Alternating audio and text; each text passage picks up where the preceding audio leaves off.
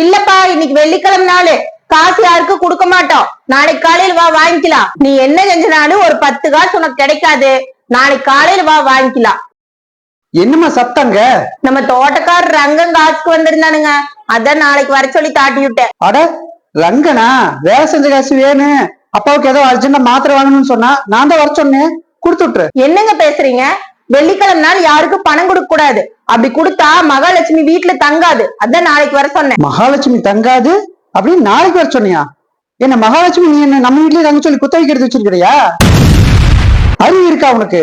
ஒருவேளை அவனால மாத்திரை வாங்க முடியாம போய் அவங்க அப்பாவுக்கு ஏதாவது ஆச்சுன்னா அதோட பாவம் நம்மளுக்கு வேற என்ன வேணும்? இப்ப நம்ம வீட்டுல இருக்கிறது அவனுடைய காசு, அவனோட காசையை நம்ம வீட்டுல வச்சுக்கிட்டு 4 நட்சத்திரம் பார்த்துட்டு இருக்கிறியா? இப்படி அடுத்தவங்க காசை நம்ம வீட்டுல வச்சுக்கிட்டு 4 நட்சத்திரம் பார்த்துக்கிட்டு பணம் கொடுக்க மாட்டேன்னு சொன்னேன்னாத்தே மகாலட்சுமி உண்மையால் நம்ம வீட்டு விட்டு போகுண்டி.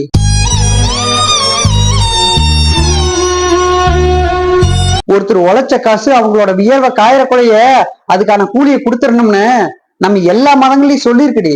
ஆனா நல்ல விஷயங்களை நம்ம யாரும் இங்க படிக்கிறதும் இல்ல, அது பிரகாரம் நடக்கிறதும் இல்ல. ஆனா செவ்வாய்க்கிழமை கொடுத்தா ராசி போயிரும், வெள்ளிக்கிழமை கொடுத்தா மகாலட்சுமி போயிரு, கடையில 6 மணிக்கு மேல உப்பு கொடுத்தா ராசி போயிரு, லைட் போட்டதுக்கு அப்புறம் கடன் கொடுக்க கூடாது இப்படின்னு யாரோ முட்டாள்தனமா சொல்லி வச்சதையெல்லாம் கெட்டியே புடிச்சுக்கிட்டு இருக்கிறீங்க.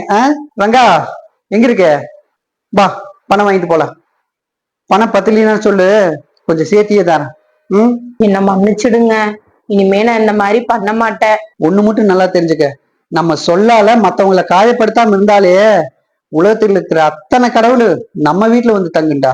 அன்பு நன்றி கருணை கொண்டவன் மனித வடிவில் தெய்வம்.